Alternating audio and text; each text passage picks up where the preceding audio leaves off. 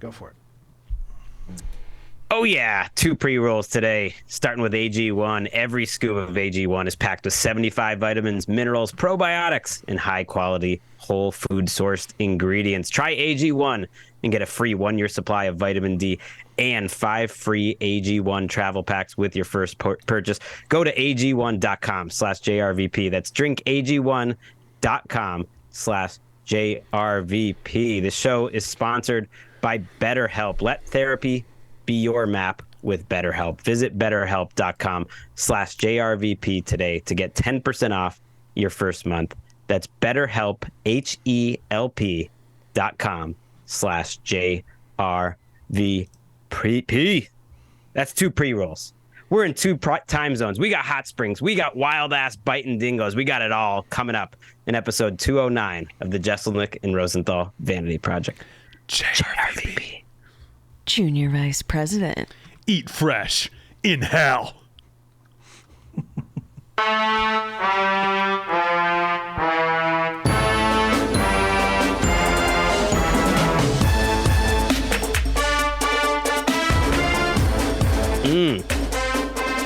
Little bit of a delay because I'm 16 hours away, but we're going to make it work. I'm here in Tokyo, and I want to know where that quote's from, Anthony. That is a combination, a classic Jeselnik combo. Eat fresh, of course, is the Subway slogan. I believe it is still. Aaron, am I correct on that? Might be something Thank different. you. Okay, Yes, I am right. Eat fresh, Subway. And then I thought Subway sandwiches, submarine, they're in hell. Eat fresh in hell. Combine the two. You know, those 5 people are 100% for sure burning in hell. It's a reverse Icarus situation. Am I correct on that, Aaron? Yeah, that you are 100% correct. 100% correct. It's a reverse Icarus. They went too low, and they paid for their hubris by dying. I was obsessed with Submarine. We did not talk about it last week, even though we could have. Gregg, were you as into the Submarine as I was? No, and I'm glad we didn't talk about it last week because it hadn't reached its conclusion last week. But no, I've been traveling around and whatnot from Rhode Island, Massachusetts, now Japan. So the Submarine didn't capture my heart quite as much as yours. Listen, I've been obsessed. And listen, for all our listeners who get on me whenever I spoil something, like, oh, I didn't want to hear the end of Succession 2 days after the end when everyone in the world was talking about it. Why'd you do that, Anthony? Hey, Anthony, this movie's only been in theaters for 48 hours. Why did you spoil the entire thing beat by beat? That's what you guys sound like to me. So should I spoil it? What happened with the submarine? Aaron, what do you think? I think they've had enough time. I think so too. I would think so all the time. But by listening to the notes we get, people hate spoilers. So spoiler alert, they all died. 5 rich people paid $250,000 each to get into a tin can, an uncomfortable looking tin can, something that you would not skateboard in, and went down to the Titanic. And we thought they were like just lost. It was like, oh, we lost communication. Now that it's over, I believe they knew immediately that they were dead. I saw James Cameron talk about it, and he was like, as soon as there was like a sound and they lost everything, because they're fail-safes. If this fails, this is going to work. We'll get you back to the surface. When everything fails at once, that bitch is gone. It means we're going down, and then it just imploded, which is way better than having to sit there for 3 days in the freezing cold with 4 other dudes and then die from lack of oxygen. But I was hoping, my hope in all of this was that they would be rescued, and we would get to hear what those like 2 or 3 days were like of just pure misery. Because I wanted to know. The guy who brought his son on board must have been, I would think, would be the most upset being in that situation. The CEO is down there with them. I would think he would be killed.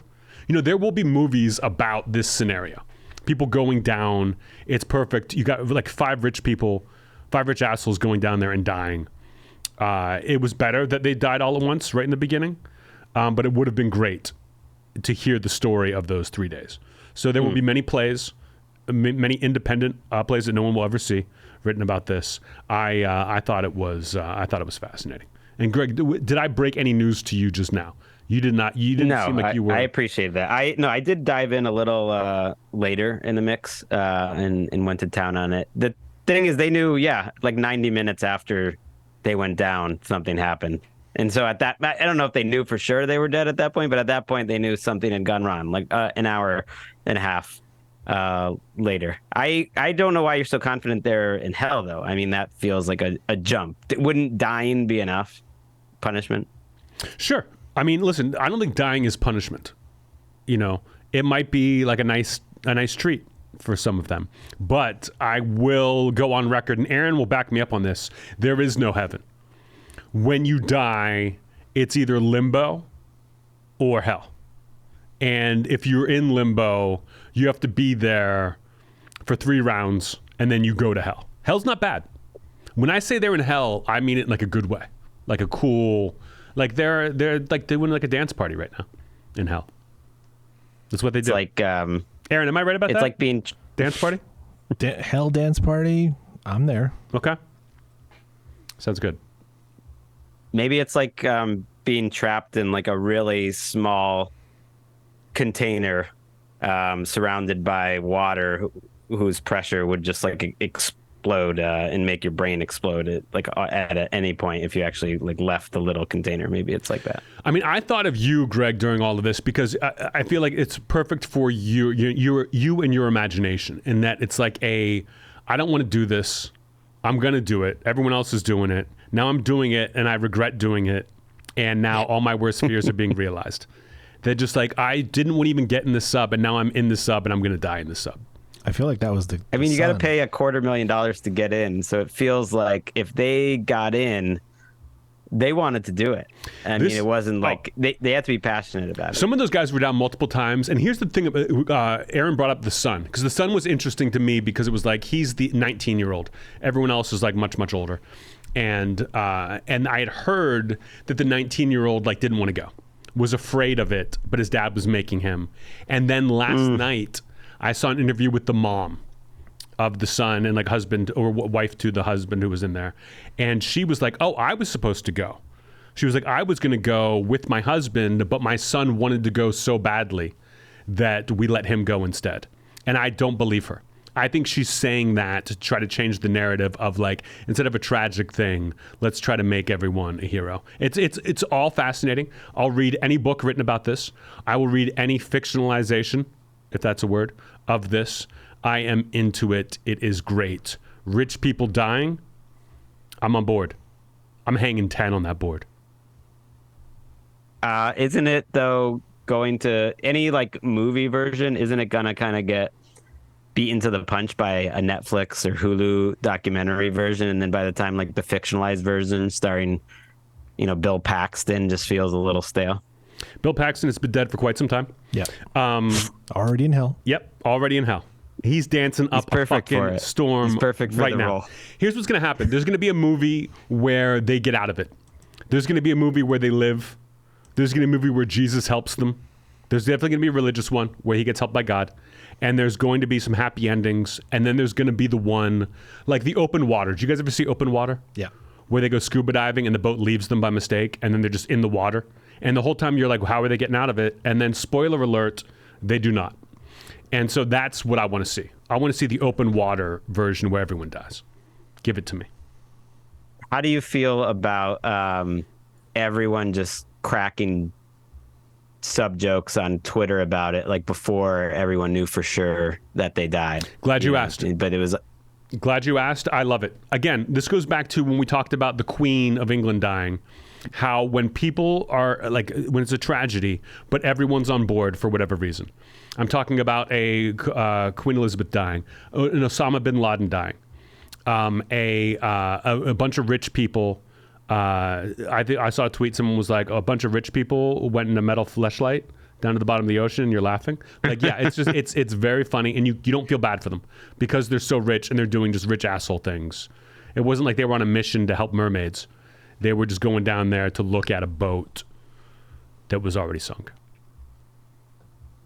I'm with you. I think it's fine if you choose to spend that money on paper. It's kind of a ridiculous thing to do. You accept the risks, which include getting dragged on Twitter. If you die. I was fascinated. I did not make a joke, but I loved all the jokes that I saw. I just like when people feel like, hey, let's make fun of this horrible, horrible thing. Everyone's in my ship, if you will, in my submarine. I enjoyed it. Other than that, I can't believe not being like that afraid to go do that though. It seems totally insane. We went out to play tennis yesterday. Me and Walker. We were down visit. At Emika's parents. They have a separate house in the mountains, and we went out and we thought there's thunder, like tons of thunder when we're out there, which seems surprising because it wasn't raining. It was kind of dark sky, and Walker was so afraid just of the thunder that he was crying and like wanted to go home. Like he could not even stand outside in thunder. He would not be a good candidate to go in the submarine. Then we got back to the house, and Emika's dad told us it actually wasn't thunder. It was just cannons being shot off at some military thing that's nearby, and they're just always shooting off cannons, which raised a lot of questions to me. I mean, not really. I mean, when you think about Japan being a military power to this day, they've got so many cannons that you got to practice. You got to have cannon practice once a day in Japan, and that way everyone's proud, everyone's excited. Give those guys whatever they want. It was like an hour. It was like, and they were like, "Oh yeah, this is happening all the time," and they were loud. I thought it was thunder. They fooled me. It's like, what are they doing all this cannon practice for? That's what I want to know. I can't believe the Japanese haven't invented a quieter cannon. Like a silent cannon, if you will. Put a silencer on that guy. But hey, Japan, you're doing great with your cannons. Keep it up. Don't put Walker in a sub. Do Walker knows how to swim though, right? Swimming lessons for Walker? Ellis is a good swimmer. Walker hasn't had real lessons, but he's okay. Yeah. Get him in that sub. You know what? If I would not get in the submarine, but if I showed up and they were like, "Hey, Anthony, would you get in the submarine?" I look in the submarine and it's you, Walker, and Aaron. I'm getting in the sub. I'd die with you guys. Yeah. Thank you. You're welcome. Just like a boys' trip. I like that guy. Like where men can be men underwater. Just a bunch of bros. If we die, we're dying bros. Speaking of, I had my own little personal submarine this weekend. I went to Mississippi for a couple of shows, and I haven't done a casino in a while. It's been a few years since I've been on tour, and I'm like, okay, I'm flying into Memphis, 45 minutes from this casino in Tunica, and then the next day I fly on a private jet to Biloxi. And do another show. And I get to Tunica at like 2 a.m, Thursday night. I can't even really see it. I'm looking around. It doesn't look that nice, but it's not terrible either. And then the next day, I'm like, this is the worst casino I've ever been in my life. I don't know what this is. It is a total shitbox. And show's great. Show's fine. We get up there. My opener and I go and we perform. We walk off and we're like, like that was okay. But like, did we bomb? Was that a bad show? Like, what's happening here? And after months of comedy clubs where every show was great, I was just like, my bad, what's happened? And then one of the people who worked at the casino came up and they were like, that's the best show we've ever seen. That is the best anyone's ever done here. We have comedians come through and the audience just stares at them. It was almost like dinner theater. I don't know what was going on with this environment. And the next day we're like, oh, wow, okay. And the next day we went to Biloxi and they were like, why were you at that other casino? That place was like closed down for like 2 years and then like just reopened. I think you're the first show they've had back. Like we can't believe that's even still open or much less you being there. And the second show in Biloxi was incredible. Great. What I'm used to in casinos, very nice. And then flew back Sunday. I'm happy to be back. I get like another week or so off. And then I'm going to Atlantic City and Charlestown, West Virginia. Come and check it out. Lots of shows, lots of travel in July. Wait, where's the private jet coming from? The casinos pay for that, or you just don't have time to get between the two and you paid for that? Here's when I take private jets. All right, I don't like to spend that kind of money, but if I have to go in between gigs on a day, like I only have one day to get there, I'm happy to travel in the day before, do whatever it takes flying wise. If I have to fly to get to another place and do a show that night, and if it's more than a 5-hour drive, if it's a 5-hour drive, I'll just have a car take me. And if it's a direct flight commercial, I'll take that. But like if I was going to go from Tunica to Biloxi, I would have had to fly to Atlanta have like an hour and a half layover, and then fly back. And it would have been like 7 hours of flying just to go like this little bit that like, was an hour in a private jet. And I'm like, let me just pay it. Like next weekend, when I'm in Atlantic City and then going to Charlestown, I was going to take a private jet, but it was like, no, it's a 4-hour drive. Like, let's just do that. So it's only when I have to do it. It's like it's a last resort, but it was worth it.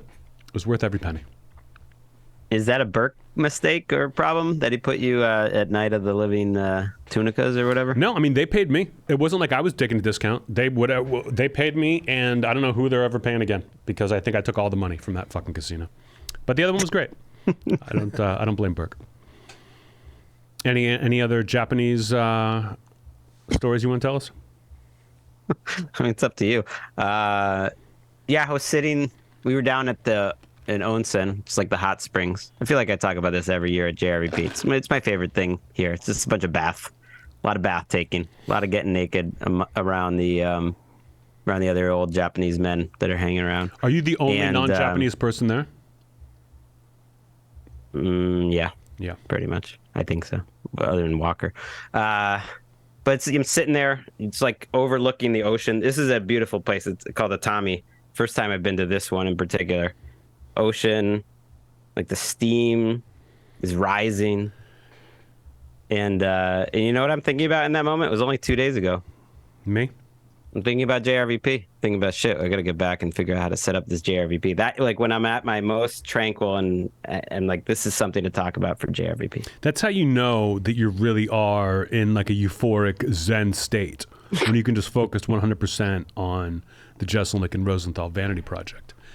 JRVP. Junior Vice President. Gregg is on delay. Wait, I do have something I wanted to bring up. Actually, it has nothing to do with Japan.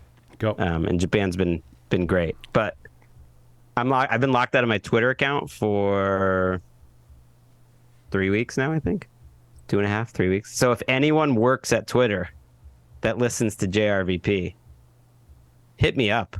I guess on Instagram because you can't do it on Twitter. I changed my phones. And then I got my old phone erased, and I had 2-factor authentication. I know this is boring, but I've been locked out of my Twitter account. There's no one there in customer service. I brought it up to people at the NFL. They were like, oh, yeah, it's a ghost town over there. You can't get anything fixed. So I just thought this is my chance. The world needs my tweets. That's what I think. I would think the NFL would help you Let me know. do that. Twitter's a fucking nightmare. Someone keeps trying to get into my account. Like, I'll get the email that's like someone tried to log in, and they're like, change your password. I don't care. I don't know what my password is on Twitter. It's been so long since I've had to do anything. I can't wait till that fucking website dies. Follow me on Instagram. Follow me on TikTok. Fuck Twitter. Aaron, are you on Twitter? I am, yeah. Fuck you. And now it's time for Did We Get Any Notes? Did we get any notes? Notes. Did we get any notes? Notes. Did we get any notes? Oh, you know we did. Listen, 2 things from last week's episode stuck out to me in terms of feedback. One is people trying to figure out whether or not I was being sarcastic about my love for Weekend Show. People were like, does he really like Weekend Show, or does he not like Weekend Show and he's making fun of Weekend Show?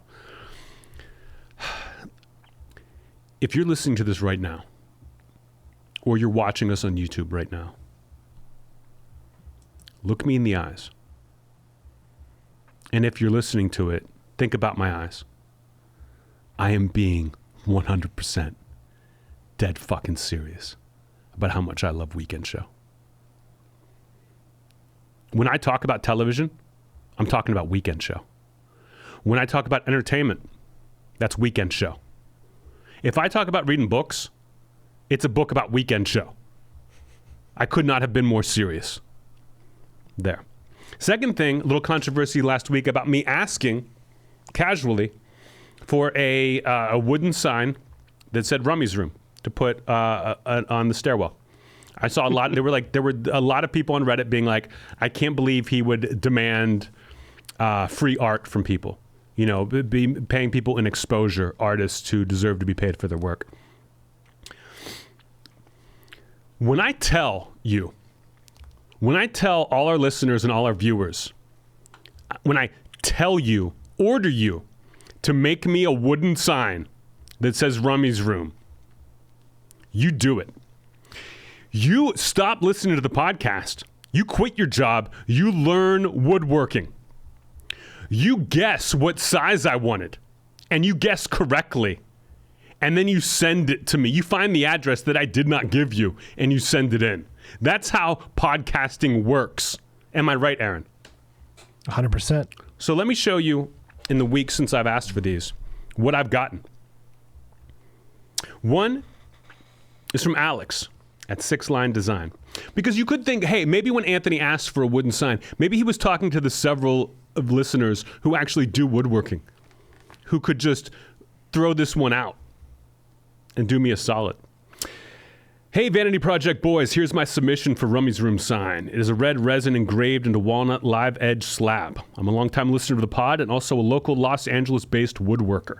I mainly focus on custom furniture, but wanted to make sure Rummy had an awesome sign. And along those lines, if either of you gents, and even Aaron, want any custom work done, desks, coffee tables, etc., I'm happy to work up a few design renderings. That's Alex at Six Line Design. Greg, check this out.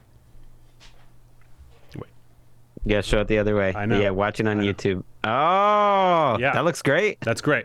That's it. That's a great You one. got it. That's a great one. Now, hold on. And it's finally a listener that understands how podcasting works.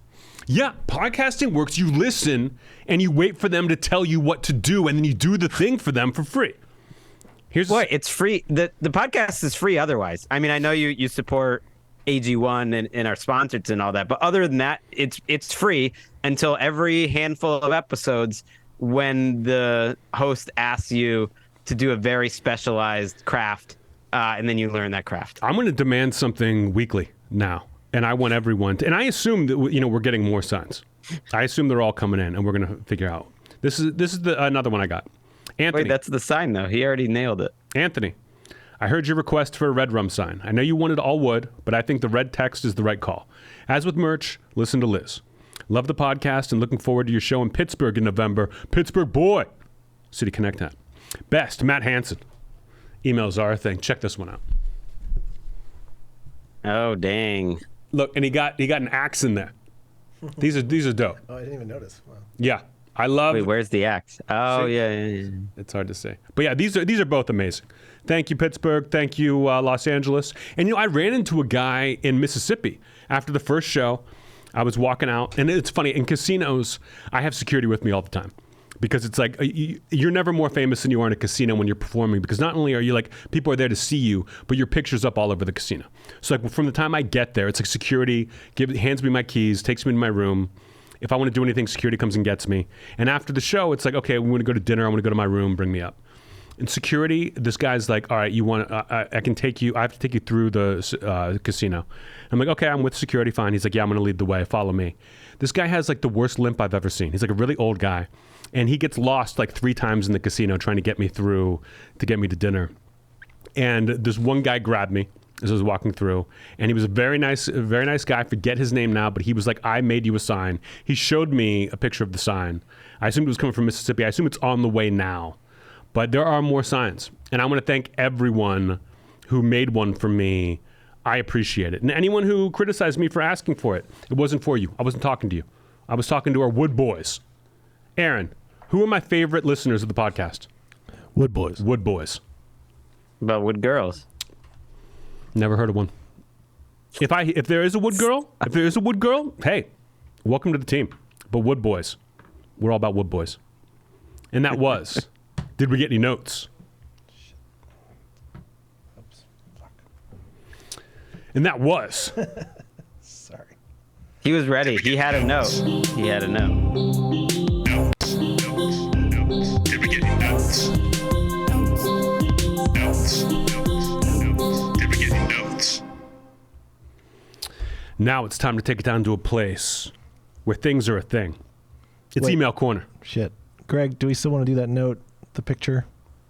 Well, now that you're jumping in, we could have waited till the next one, but you're Do it jumping now. in. I think Do it I think now. It's time. We'll do it live.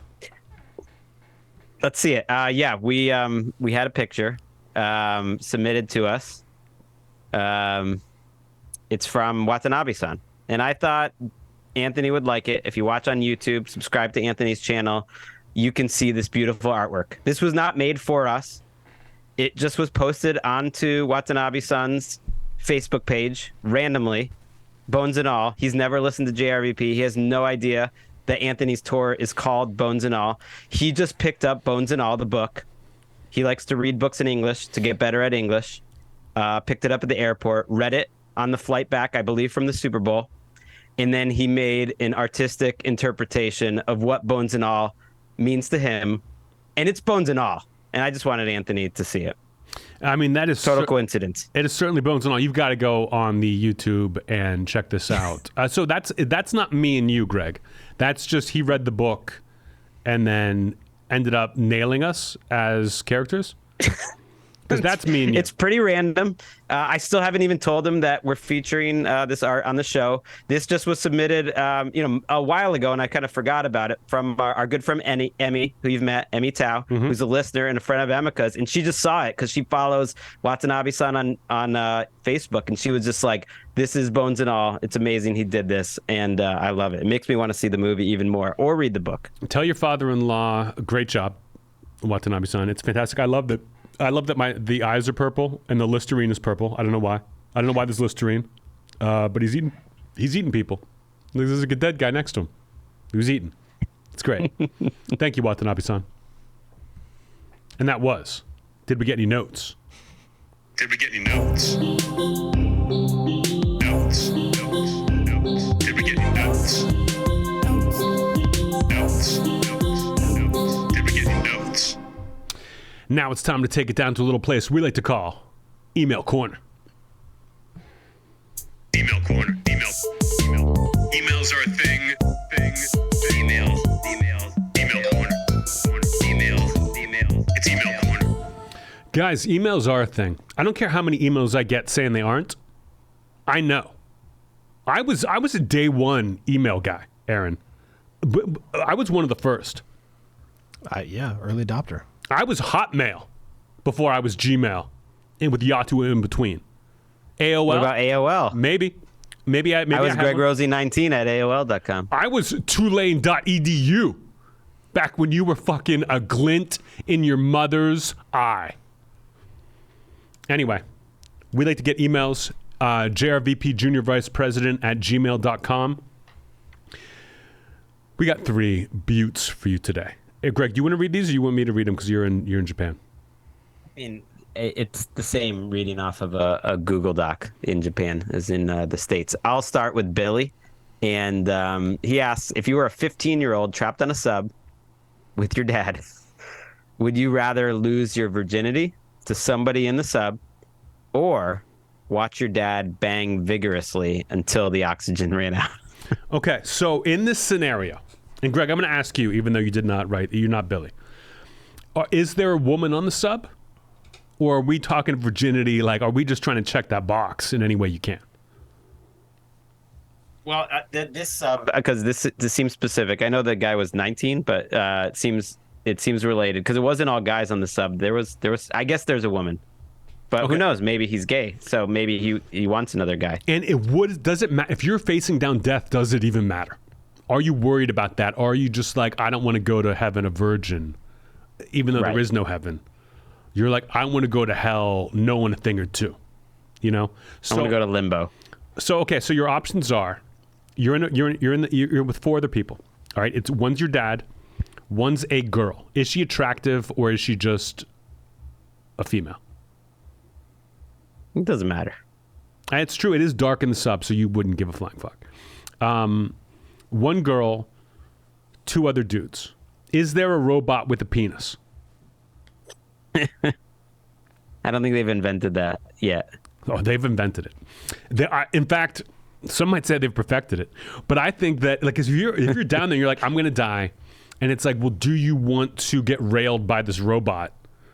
Or one of your dad's friends? Or this girl in the dark? I think you got to go. Why are you getting railed? Why aren't you doing the railing? I mean, if I'm 15 and I want to go out and try new things, I don't want to be receiving. You know, I assumed you're 15 years old. I assumed it's bottoms for you. You know, if it's gonna be with a guy. I couldn't imagine one of your dad's friends be like, you know what, go ahead and fuck me if we're gonna die. I think your dad's friends would be like, I'm gonna fuck you. But who knows? I had never been on a sub. I don't know how it works. And your other option is, so it's like a girl in the dark that you've never met, but you never talked to before, but you're both going to die. Why is it in the dark? Because you're in a sub. You're in a sub in the dark. Yeah, it is. It's dark. They were in the dark. It's dark down there. Everything's failed. That's why you're going to die. So it's either railed by a robot or girl in the dark or dad's friend. Or watch your dad have sex. I would think at your version, you're going to take one of the first options. You're going to have sex. And I don't think it matters if it's the girl in the dark or your dad's friend or a robot. I think they're all the same at that point. You're just going to die, experience something. I think I'd rather get fucked than watch my dad fuck. Because if you're watching your dad fuck, then you're like, as soon as he finishes, we're all going to die. And I don't think you want to watch your dad have sex and with that going through your head. You want to just enjoy it. You want to just relax and have a good time. Yeah, the word vigorous is what really got me. I think you would want to have sex, your version, you want to change your life before you die. But if you somehow survive, then you come to the surface and you're like, all right, Dad, go for it. That's what I think. Aaron, back me up. Oh yeah, I mean I'm banging for sure. That's how I want to go to hell. Mm-hmm. Yeah, I want to go to hell making my dad watch me fuck, not watching my dad fuck. Right, like a weirdo. Yeah. Well, I think you just want something that like occupies your mind, gets you off of any dark thoughts. And the dad might last longer, so that's a plus. I don't know why you have to pick. Why can't you watch your dad railing while you're getting railed by your dad's friend? Well, per maritime law. One thing you didn't consider, and I definitely would, because there's a lot to consider. There'd be a lot of pressure. It's the first time having sex too. I mean, that already is nerve-wracking. Yeah. But with your life potentially ending, that puts a little extra pressure that like you got to make it count. You just don't want it to be disappointing, and that would be a tough way to go out, to just have like very disappointing sex right before. But what you didn't really consider is, if you're not watching your dad, you know who's watching you? Your dad. Dad. I mean, you could be locking eyes. You could face in such a way that you're both looking at each other the whole time. Imagine you and your dad are both having sex, staring in each other's eyes. You're different people. It's not weird. You're just looking at each other, and right when you're about to finish, both of you sub implodes. Then you just appear in hell, and you're still railing, and you're still looking at your dad. That's the top thing you can do. It's in the Bible. right. Print it. Put it on wood and send it to me for my house. I'm a father, so I understand this on a deeper level. But when you go to the baseball games and whatnot, like, your son's disappointed when you don't see him get that hit, or even if he struggles and has the strikeout. He wants you there to support him, to experience it with him. 100%. Having sex in the sub is like that, except the bases are always loaded, and it's like the World Series. It's to a whole nother level. I mean, I can't argue with any of that. I would just think before you get on that sub, you want to have that talk with your son. Like, hey, if anything goes wrong down there, you're either going to have to watch me fuck or you're going to have to fuck and I'll watch you. But think about it, because we may not have a lot of time down there to figure out who's going to fuck and who's going to watch. It's like, what, Dad? All right, our next question. You got it. You wouldn't believe what it's like down there. Dad's fucking. It's unbelievable. It's like another world. I like that these questions this week are all quick. It's from Troy. Yeah, keep your emails quick. If you can pack a punch like an Anthony joke, it's great. Emails are a thing, says Troy.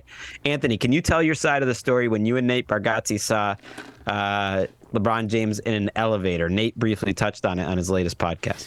Okay. I'm surprised to hear that Nate is telling this story at all. You guys know I love Nate Bargatze, a good friend of mine, one of the funniest comics I think working today. Very clean. Nate works very clean. You listen to his podcast, it's very clean. Nate is different, and I get to know him as a friend. We talk. I'm pretty much the same, 360 degrees. I'm what you get. Nate is very different. So Nate and I, we were in a hotel, And we get into an elevator, and Nate and I are both totally sober. We get into this elevator, and it was like late at night, and LeBron James gets in, and it was the kind of thing where you expect LeBron James to have an entourage at all times, or at least a security guard, someone with him. Maybe it's like Rich Paul or something, but it's not just LeBron by himself. It's late at night, and it's just LeBron in workout clothes in the elevator. And Nate and I are immediately like, holy shit, it's LeBron. And he gets in the elevator, and he's like standing in front of me and Nate. And so he's got his back to us. And Nate and I look at each other like, oh my God, this is fucking LeBron. Like, are we going to say anything? And Nate gets this little smile. Like he's going to misbehave in some way. And I'm like, okay, I'm going to let Nate say hi to LeBron. I'm not going to be the one to do it. So Nate goes, clears his throat. And like LeBron doesn't move at all. And I start laughing like, oh, Nate's trying to like get LeBron to turn around to be like, hey, are you Nate Bargatze? Clears his throat again. And then LeBron turns around and he goes like, what's up? Just like, what's up? Looking at Nate. And Nate Bargatze goes, hey, LeBron, let me see your dick. I start laughing so hard. I cannot believe that Nate has just said, let me see your dick. LeBron, honestly, he's about to get mad. And then he starts laughing. He starts laughing and totally the tension evaporates. And he goes, oh, you guys got jokes, huh? You comedians? And I think he might recognize me. I don't know. But I'm not saying anything. I'm just like beat red in this elevator, like laughing at Nate. And he's like, I'm not going to show you my dick, guys. And Nate goes, come on, let me see your dick. And LeBron goes, you want to see this dick? And goes like he's going to pretend to pull his pants down. And I'm like, oh my, I'm laughing so fucking hard. And Nate goes, I tell you what, LeBron. He goes, if you let me see your dick, I will put one of your pubes into my mouth.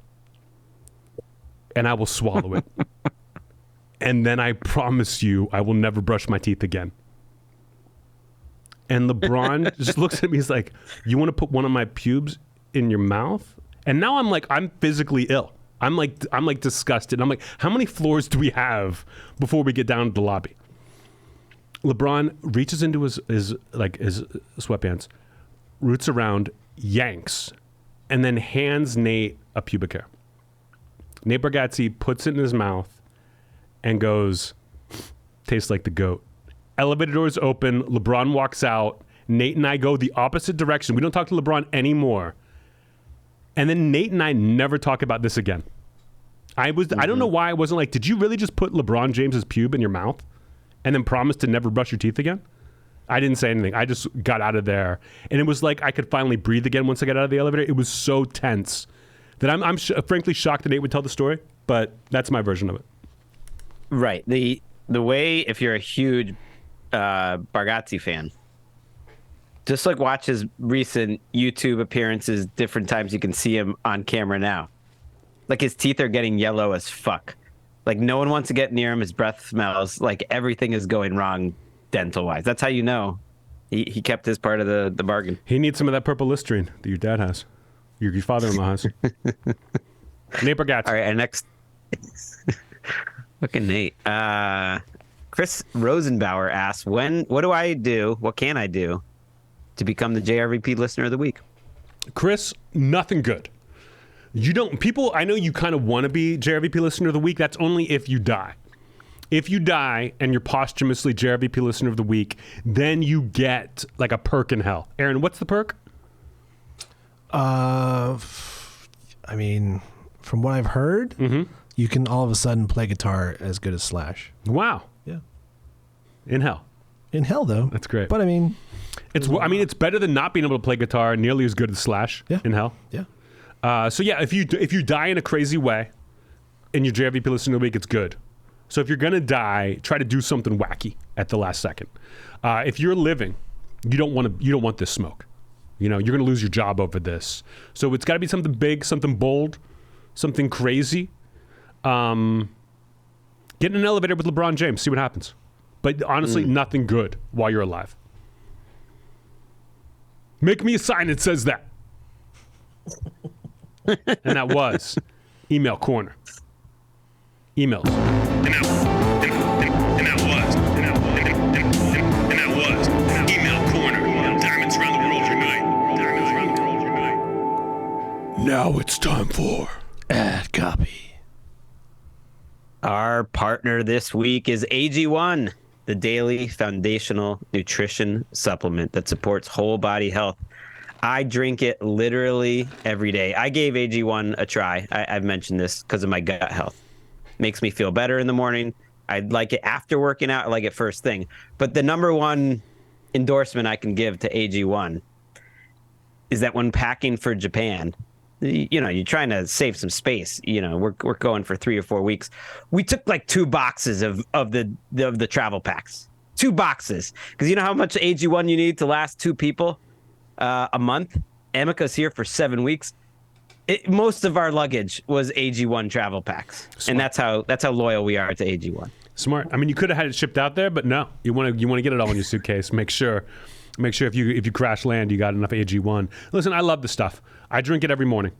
I drink it every single morning. Travel packs on the road. I got the little cookie jar. They screw the lid on with the AG1 powder in it. I do it every morning. That's the only thing I do every morning. That's the only thing I do every single day. I work out 5 days a week. I drink AG1 every morning. That's my health. I'm all about my health right now. I'm trying to stay fit. I'm trying to stay slim. I don't want to put on weight on the road. I'm dealing with back issues. AG1 helps me through all of that. I don't understand the science, but it's a good thing to do first thing in the morning. Help you be nutritious. Help you get some vitamins in you. It's not a meal replacement. You still got to eat breakfast, but it's a good thing to do first thing in the morning. Like a fucking soldier. Like a fucking general. Crawling around on the ground. Crawling around avoiding mines. Crawling around. Every scoop is packed with 75 vitamins, probiotics. Not gonna die. Whole food sourced ingredients of high quality. Like I said, it supports your gut, your mood support, boosted energy, all of it. If you want to take ownership of your health, try AG1. Get a free 1-year supply of vitamin D and 5 free AG1 travel packs with your first purchase. Go to drinkag1.com/JRVP. That's drinkag1.com/JRVP. drinkag1.com/JRVP. Check it out. Someone send me a wooden cup that holds 10 ounces of water and some powder.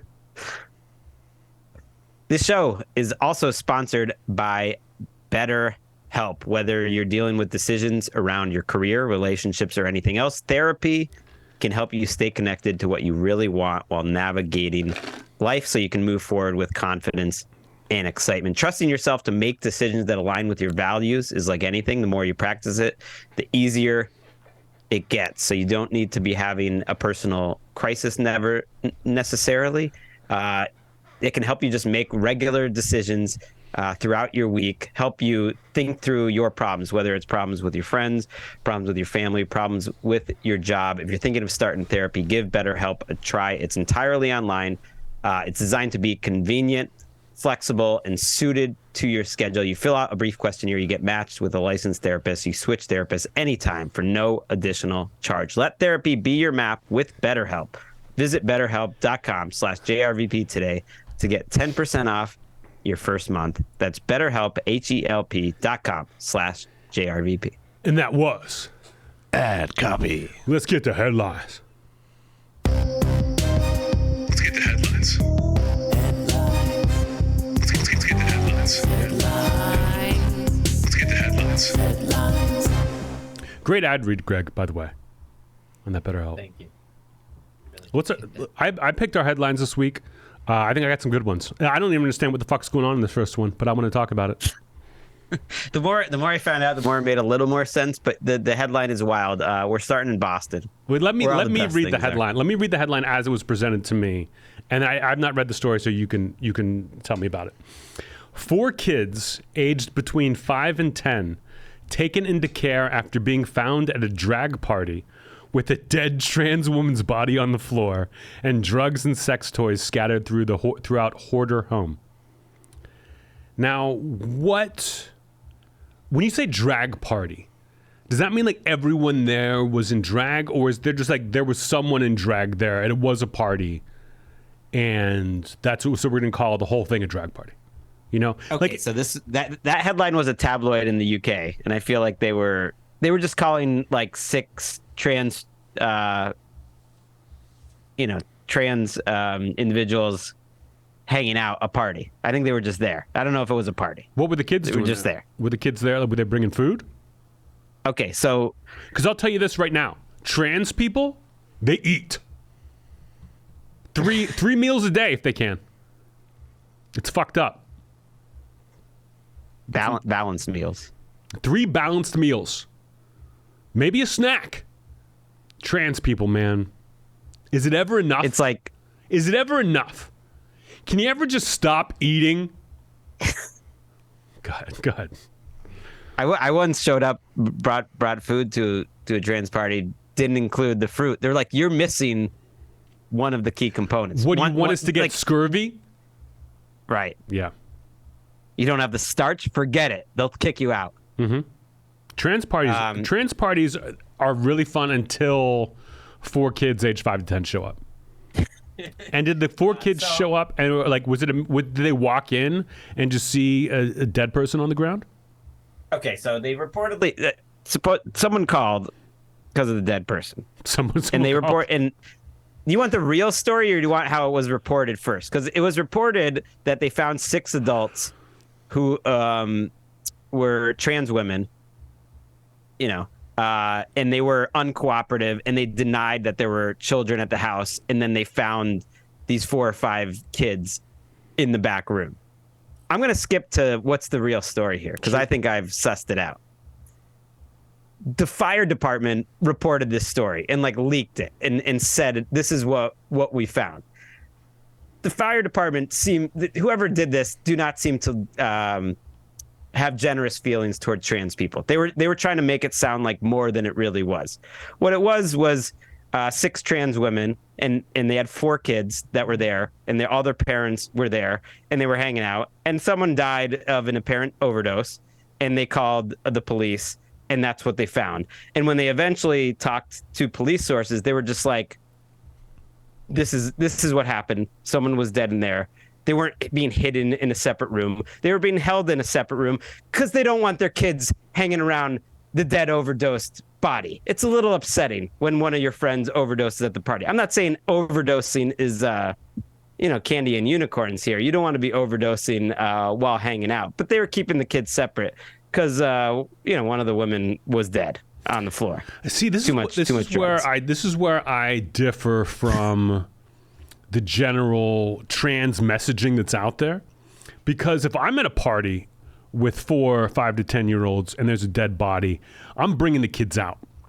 It's a teaching moment, okay, for these kids. They're going to learn about decomposition. They're going to learn about stiffening that I experience when I'm around a dead body. They are going to learn about all the different things. We might do some cutting, Aaron. We might start cutting them up. And that's just how I differ from the trans community. How about you, Gregg? It wasn't public housing. I think that's a good attitude Thank to you. have. Thank you. Anthony. Use every major moment in life, and I would say if you're in the presence of a friend that just overdosed, that's a major moment. But use it for a positive. Use it for education. When I talk about education, I'm you guys know me. I'm always talking about EAS. EAS, Gregg. EAS, every available surface when I'm teaching. All right, Aaron, how do I teach? Every available surface. Every available surface, guys. EAS. EAS. Trans community. EAS. Dead body overdose. 5 to 10 years old. EAS. EAS. I'm like Steve Kerr. EAS. Am I your Chris Paul joining the Warriors? I don't know what that really works. You're like 3 teams behind. You're 3 teams behind. But this is a teaching moment. Chris Paul is no longer with the Clippers. Every available surface, guys. He was with Phoenix for a while, not with Phoenix anymore. Now I don't know where he is. Aaron, where is he? I think he's with Steve Kerr and the Warriors. This is what I'm telling you. But it still doesn't really make sense. He's with Steve Kerr. I don't know. Every available surface. See, that's how I pretended like I didn't know to teach Gregg. So it was in public housing, which is partly why this all is coming to the forefront. The Boston City Council is expected to meet to discuss the situation, how to improve the living conditions, because apparently it was a little squalid in there. It was like kind of hoarder situation. But it really sounds like some firefighters went to the news to try to make the trans community look bad. And this other woman who was there was like, no, we were just there with my friends. Like, it's very tragic. I don't think she was like proud of what happened. They were doing, and like the kids were in the back, and like we're all their parents, and that's what happened. We need to get some money together and get these motherfuckers a disco ball. That's what they need. Every available surface. Chris Paul is on the Wizards, by the way. Nope, not anymore. He's on the Warriors. You guys are so far behind the news.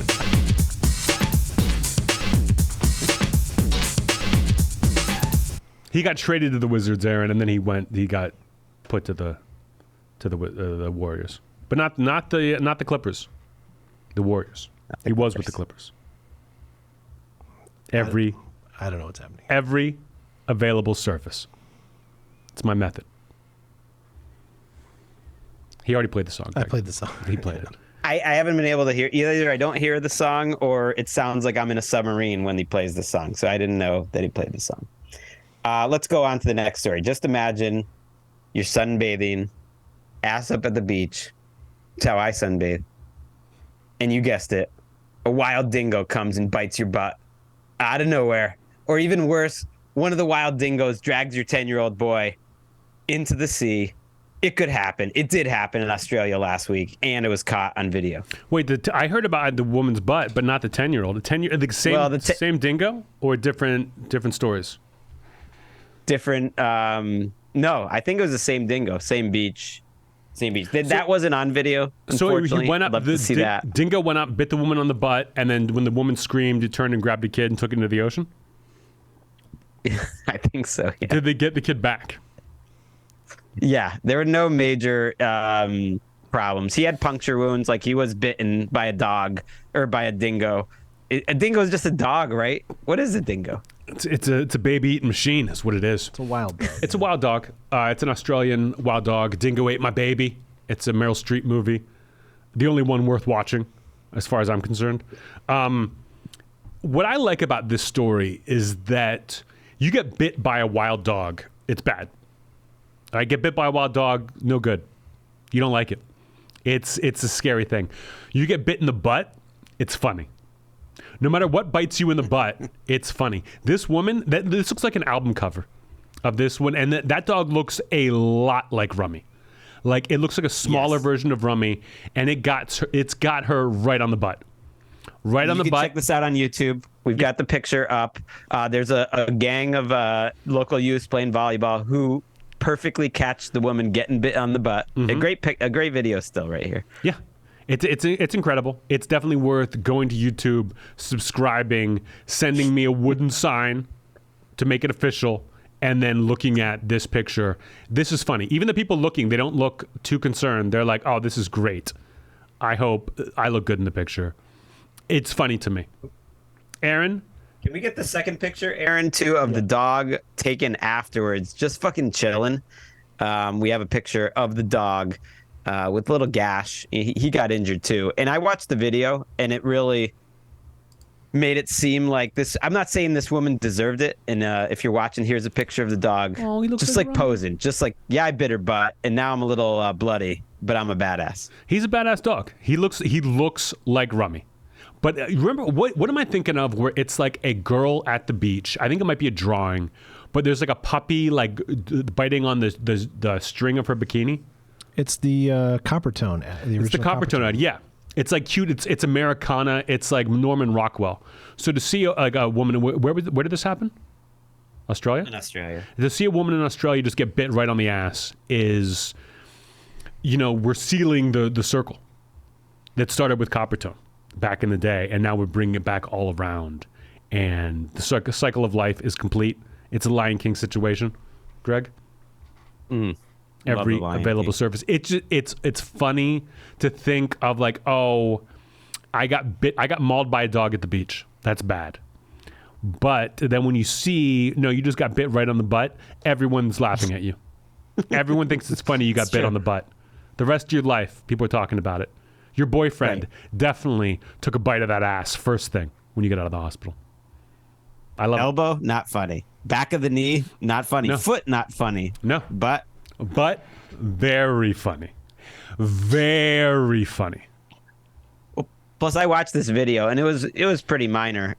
I'm not saying she deserved it, but the dog went over and kind of like smelled her butt, and maybe like the nose just sort of brushed up against it, and then she sort of looked back with attitude. I guess she didn't know it was a wild dingo or was it a person, and she kind of like gave it a look and gave it a start, like a scary look, and the dog was like, "You're gonna give me that scary look?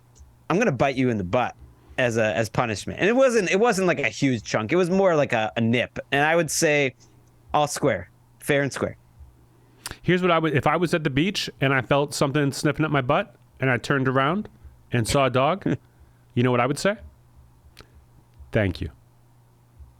And then maybe I'm not getting bit. Every available surface, guys. I'm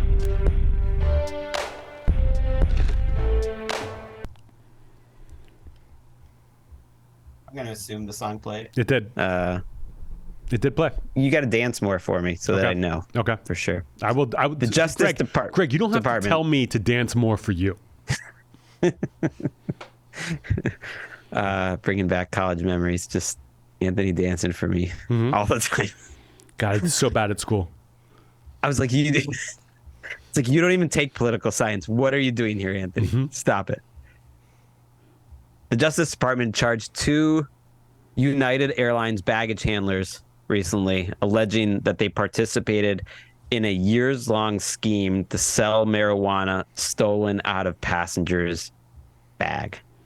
Okay, so 2 guys who worked at TSA would go through bags like they're supposed to. They're doing their job. When they find weed, they take the weed, which they're supposed to do, and then instead of like throwing it away or giving it to the cops, which maybe they're supposed to do, they were selling it. I've got zero problem with this. This is totally fine. This is totally fine for them to do, because it wasn't like they were taking drugs that would have like gotten, that would have like gone to their destination. You're taking weed that you should have taken. And then what? Instead of throwing it away, you sell it? I'm okay with that. It's better than like TSA agents who would like steal your iPad, take a computer. I remember my favorite TSA story was a guy was flying to a costume party. And he checks his big costume in his bag and checks the bag. And then he's sitting on the plane and he looks out the plane window and sees a luggage cart, a guy driving a luggage cart wearing his costume. And it was like a giant giraffe costume, like a purple giraffe. Then like, of course you're going to get caught. But the guy went through his bag, found the costume, put it on, and then drove to the plane the guy was on. And the guy was like, he went through my luggage, he's wearing it. That would drive me insane. That if your weed gets taken, that's what happens. You're playing the game. Right. That happens sometimes. You didn't wrap it well enough. You didn't keep it smell proof. You should have put it in your socks. You should put it in your shampoo bottle. But if someone finds it and their job is to take it, let them sell it. I got no problem with it. How about you? Right. I think that's fine, and giraffe costumes are fine, and that's it. That's it. So if it's Those like a two things. giant dinosaur costume, you're not cool with it. Dinosaur costume too, as long as it's a giant costume that you see the man wearing, I think that's okay. I think though that they should look into helping out the people who lost this week. It's kind of like when you get those emails that you were part of some sort of class action lawsuit. Like, I just got $100 for buying like a defective EpiPen in 2013. I want that bit of weed that was missing on that 2006 trip to New Orleans. I know you're out there and you took it from me. I want that little nug that was gone. I put it somewhere safe and it was gone. That would be great if they did that. I would be all for that too, of like giving people back the drugs they took over the years. It'd be great.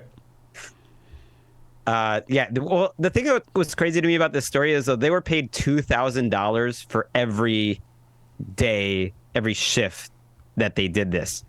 And they were loading, so they were really stealing. I don't think it was so much personal use weed, but like when they saw people traveling to sell weed, then they really went to town. They would load it into 15 to 20 gallon black trash bags about twice a week. They could fill up a trash bag of weed twice a week. That's how much weed there was to be stolen. And to that I say, like, $2,000 a shift was underpaying them. I mean, someone was making a lot of money off this. Yeah, I got zero problem with it. You're taking a risk. They're not arresting you. You're not getting any trouble. You just lost your weed. These guys got it. That's why you joined the TSA. That's the only reason. Well, until the problem is they got caught because one day they were leaving work and they got held up at gunpoint in the parking lot. And that actually is what, tipped off some federal agents, like, oh, that these dudes just got held, at gunpoint in the parking lot, didn't report it, and then kept doing it. It's all in the game. That's how the game is played. They live by the sword. They die by the sword. Aaron, you ever see The Wire? I've only seen the pilot. Mm-hmm. What? Mm-hmm. Who says that? Aaron. What an asshole. I know. Are you ready? Okay. Mm-hmm. Yeah, we're ready, Aaron. Last headline. What's your last headline? That one I heard. It's about Father's Day. Everyone treats it differently. Now listen, let me just say, we've had a lot of weird stories today. We wanted a heartwarming, like a fun Father's Day story. Gregg's a dad. Aaron's a dad. Yeah. I have a dad. And so we wanted to celebrate them in the only way we know how. Right. I played tennis with Walker on Father's Day. It was very nice. This Idaho dad celebrated in his own special way by killing 4 neighbors after his eldest son masturbated in front of his wife and daughters. No, their eldest son. So this guy, he's got a wife and 2 daughters. Let's say 2. Maybe there were more, but you said daughters, so I'm going to say at least 2. The daughters come in, they say, hey, the neighbor's oldest son was masturbating in front of us. And the guy was like, I know what to do. Went next door, killed the son who was masturbating, the mom, the dad, anyone else? Or just those 3 people? 4 neighbors. The daughter and 2 sons. That's a lot of people. Yeah. Oh, Idaho dad kills 4 neighbors on Father's Day. So there was a son, and then who else was killed? A daughter and 2 sons. So that you're right. That's only 4. He shot a couple. I think he shot another kid, but he didn't die. So it wasn't. He didn't finish the job with one of the other kids. Sorry. I mean, listen, masturbating so much that someone kills you and your whole family is something that's near and dear to my heart. It was always my fear when I was a teenager, is that I would cross a line. I would cross a line and I would pay for it, and my family would pay for my sins. That's what happened with this guy. Like, just imagine dying because your brother was jerking off too much. Imagine being shot, and like deservedly so. Like, I don't like your neighbor coming and jerking off in front of your daughter and your wife, and then going over and just shooting up the whole family is not the craziest thing I've ever heard of. It's very crazy. I'm against it, but like, I don't know. You're poking a bear here with the public masturbation. What is the dad being charged with? Like 4 counts of murder? Yeah. I mean, it's not okay just because the teen was masturbating. Apparently, yeah, he was in front of like an open, window. He was right below them. They were outside the window, and the 18-year-old was just wanking it in front of the daughter and the mom, and the guy just flipped out. And like no one's denying the. What happened here? I think it was the wife of the man basically just admitted it. The police came and she was just like, yeah, he flipped out and he killed everyone. I mean, I wonder if they had run-ins before. Like, the idea of this being the first time it happened is very funny to me. The idea that this happens all the time and then he finally snapped makes more sense. But the idea of like, hey, I think so-and-so's jerking off, and you just start firing off shots is great. Like, what are you doing in the bathroom? Nothing, Mom. I don't believe you. Bang, bang, bang is funny. Aaron, what would you do if you were masturbating and all of a sudden your neighbor came into your house shooting? I mean, I guess I'd just say, like, fair play. Take the shots. You'd say it like that? Yeah. Fair play. Yeah. I would just be like, hey, give me a minute. Just let me finish here. This is why, and people make fun of me for wearing a bulletproof vest when I masturbate, but this is why. It's the unknown. It's the what if that scares me. And again, are they all dead? Or did anyone live? Because living through this...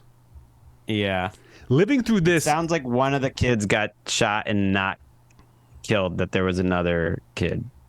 But but 4 people died. I think if you got shot and you lived, it's a good thing. Because not only just because you lived, but like now you've got this great story. Like, oh, I got shot once. Oh, really? What happened? My brother was masturbating so much that one of the neighbors came in and killed my whole family, and I lived. I think that's a win. One of the reasons he was caught so quickly, I guess he told, I think it was a neighbor actually, and he told her that to tell police, that he told her that he did what he had to do, and to tell her kids that he protected them too, other neighbors. So he was doing it for the whole community, and he admitted it. He said he did what he had to do. I would believe it. I would believe it if he only killed one person. If he just killed the masturbator. Killing everyone the masturbator is related to seems like going a little too far. Listen, Aaron, if you see someone masturbating, how many people do you kill? Probably none myself, you know. No, that's not what I would do. I'd kill at least one person. You see someone masturbating, you're allowed to kill that many people that you saw, not more. That's my 2 cents. I don't know. So his children are alive and okay. And I do hate to say, I'm looking at the picture. It's very sad of the Idaho family who was shot to death. But I gotta say, the 18-year-old that was doing this in front of the other family, he kind of looks like you would think the 18-year-old that was doing wanking it in front of other people. Like he kind of fits the prototype profile. Are you saying he looks like you'd expect him to look? Yeah. Yeah, he did it, Aaron. Listen, I'm watching a video right now of an 18-year-old masturbating. I don't think it's the same one, but it's not that bad. Aaron, throw it up on screen. No. We can't do that. All right. I don't know. It doesn't make... I'm watching this on a loop, and it doesn't make me mad. I don't have kids, though. So now it's time for... Choo-choo! Recommendation Station. Greg, what crazy Japanese thing you got for us? What a great, I don't know. There's something about me being remote. I just feel like we get a A1, A+ Anthony episode here today. I'm going to recommend one of my favorite books I've read this year. One of the best books I've read this year. It's called Trust by Hernan Diaz. It won the Pulitzer. It is about a Andrew Carnegie-like figure about 100 years ago. I feel like not enough books about money, like how you build money, how you lie about the money you built, how it affects the people around you, like the money changes, and then how you kind of make up bullshit lies about how money was built in the U.S. Anthony's making a different face. You read the story. You sound like a kid doing a book report on a book you have not read. No, I read it. It was like a month ago now, and I should review them like right away and talk about it because it's been a while. But it's really good. It's from 4 different perspectives, which at first, like I loved the first part of the book, which is written as a novel about this guy's life, and then you actually get different perspectives of the actual people inside this world. And I was almost sad because the first part of the book is like this novel that I want to keep reading, and the second part is a hard jolt, but I would say stick with it. The third and fourth parts are all great. It's from all these different perspectives. It's about money, but it's also about writing and like how different stories are told. And like I could totally see why it won the Pulitzer, because it kind of has a little bit of everything in it. He's a great writer. I'm going to go back and read his first book. This is only his second book. His name is Hernan Diaz. The book is called Trust, and it has a great cover too. What was his first book? I will look up to find the name. It was like really well reviewed, but I don't think popped off like where it was as well known. Like I bought a copy of Trust like a month or so ago, and then the reason I like remember the book so well is because Taylor Swift had a concert, and had in the audience they put up like the cover of Trust. Like, it was really weird. The guy who wrote Dirtbag Massachusetts tweeted about it. That's how I know. And he was like, "It's crazy to me that Taylor Swift is celebrating the cover of a Pulitzer Prize winning Trust." Swear to God. It's like the green dome. It's I don't know if it was a coincidence or a mistake, but it made me laugh. My recommendation this week is a book that I got last week. The publishing company sent these books to me, Gregg, Aaron. Aaron's halfway through with it. I finished it. I read it last weekend while I was on the road. It is called The Last Action Heroes by Nick Jeselnik. It's kind of a history. It focuses on Schwarzenegger, Stallone, a little Bruce Willis. You got a lot of Jean-Claude Van Damme, some Dolph Lundgren, but it's fascinating. Hearing about Stallone and Schwarzenegger's rivalry, I love every single story. I love hearing about the pettiness of Sylvester Stallone. My favorite was Stallone hated Richard Gere. When they were in their 20s, they worked on a movie together that Richard Gere quit because Stallone hated it. He was like the pretty boy of the actors, and Richard Gere's feeling himself, and they all have to pack into a car to go to set, and Richard Gere has like a hot dog or something, and some mustard spills on Sylvester Stallone's pants, and Stallone punches him in the face. Gere quits the movie, and they like never spoke again. And cut to like 20 years later, Sylvester Stallone gets invited to a dinner party at Elton John's house that Elton John is throwing for Princess Diana. Okay, and after she got her divorce, and Stallone shows up to get Princess Diana. He's there for her. He's in a suit, and he gets there, and Richard Gere has gotten there before him, and is just in a corner with Princess Di. Just the two of them are flirting up a storm, and Stallone's pissed. Doesn't say anything to anyone the whole dinner, and then gets up and leaves, and he walks down the stairs of Elton John's house, and then turns to like all the people who are at the party, and goes, "I never would have come here if I'd known fucking Prince Charming was going to be here. If I'd wanted her, I would have had her." And then leaves, and everyone's like, "This is the best." And the whole book is like that. Read this book, The Last Action Heroes by Nick Jeselnik. It's fantastic, in hardcover now. And that was Choo-choo Recommendation Station. Debbie, take me home, baby. Whoa, Nelly Furtado. That's a spicy meatball. Is that okay, Gregg?